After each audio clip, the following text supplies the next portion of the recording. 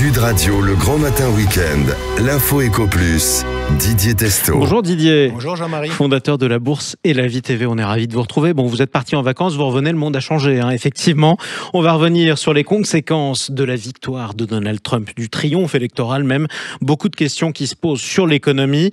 D'abord, quelles ont été les premières réactions des marchés financiers ? Alors, aux États-Unis, une hausse de l'ensemble des marchés, on pourrait dire à Wall Street, y compris du côté des fameux cryptoactifs, dont le Bitcoin qui a connu des records. Les marchés ont été encouragés par la promesse de Donald Trump de réduire les impôts pour les riches et les entreprises. Mais en Europe, la tendance s'est vite retournée, car tout le monde le sait, le sujet principal désormais, ce sont les conséquences de cette élection sur l'économie mondiale. Pour rappel, Donald Trump avait déclaré un peu plus tôt cette année: s'il était réélu, les revenus monteraient en flèche, l'inflation disparaîtrait complètement, les emplois reviendraient en force, la classe moyenne prospérerait comme jamais auparavant. C'est ce qui lui a permis de gagner, en tout cas.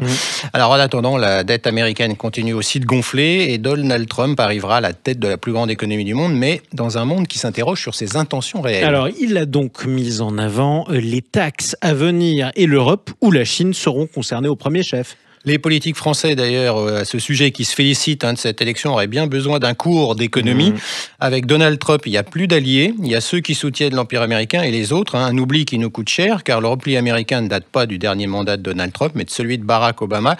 Et le plan de Donald Trump est donc axé sur ces tarifs douaniers radicaux. Pour lui, ces taxes sont, je cite, la plus grande chose jamais inventée, avec l'idée de droits de douane généraux allant jusqu'à 20% sur toutes les importations, ainsi que des droits de douane de 60% sur les produits chinois.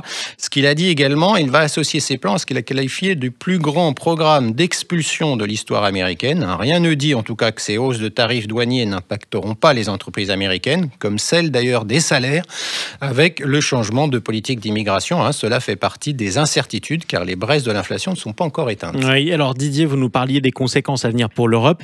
On va déjà parler de la France. Comment la France peut réagir ? Alors, je crois qu'il y a ceux qui ont compris que l'élection de Donald Trump et le choc économique à venir n'est pas une option à discuter, mais ce sera une réalité.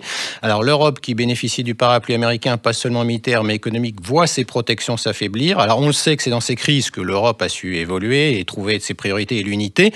Mais il y a plusieurs blocs qui nous attendent au tournant, qui essaieront de nous diviser. Les États-Unis avec Donald Trump, la Chine, qui, si le marché américain se ferme, viendra accélérer sa présence en Europe au détriment de nos industries, dont l'automobile au premier chef. Il y a plus de 2 ans, je parlais ici même de réfléchir à constituer une économie de guerre avec nos agriculteurs, nos industries, l'énergie, la santé, nos approvisionnements.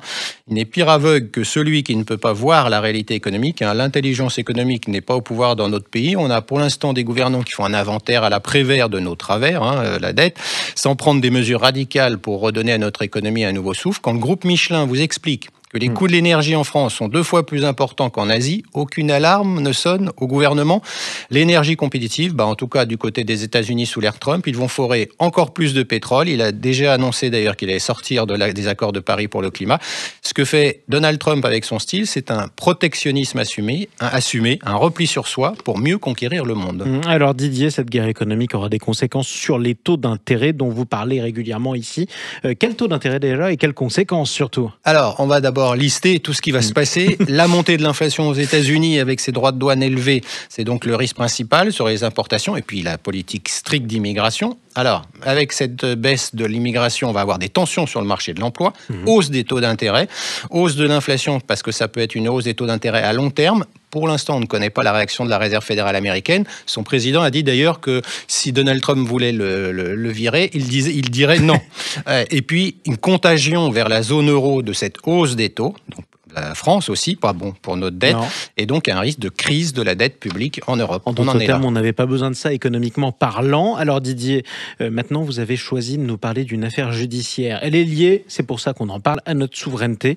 Et vous voulez nous en parler parce que c'est dans la santé, le secteur de la santé. Oui, parce que l'arrivée de Donald Trump ravive donc en plus ces sujets de souveraineté, d'intelligence économique. Et c'est à Tourcoing que cela s'est passé. Une société HCS Pharma qui avait une technologie de rupture reconnue comme telle par Bercy dans ce domaine de la santé, Bercy l'avait laissé aller en liquidation judiciaire. Elle vient d'être vendue à une autre société endettée. Savez-vous ce qu'ont dit les magistrats ? Non. Eh bien, je vais vous le dire. Les capitaux consacrés à la relance des travaux commencés par H&S Pharma devraient avoir pour origine l'Europe et plus particulièrement les Pays-Bas, que c'est significativement différent d'une prise de contrôle directe par des investisseurs chinois. Alors, cela intéressera les Français qui nous écoutent de savoir que vendre une technologie de rupture dans la santé à des Hollandais, eh bien, c'est bien. Plutôt que de la garder en France, la justice française, ici, c'est un tribunal de commerce de Tourcoing, et comme les élites de ce pays, hors sol, elle brade la France en toute impunité. Bon, mais tant pis pour notre santé. Merci beaucoup Didier Testot. Je rappelle qu'on trouve toutes vos analyses sur la Bourse et la Vie TV. À bientôt. À bientôt.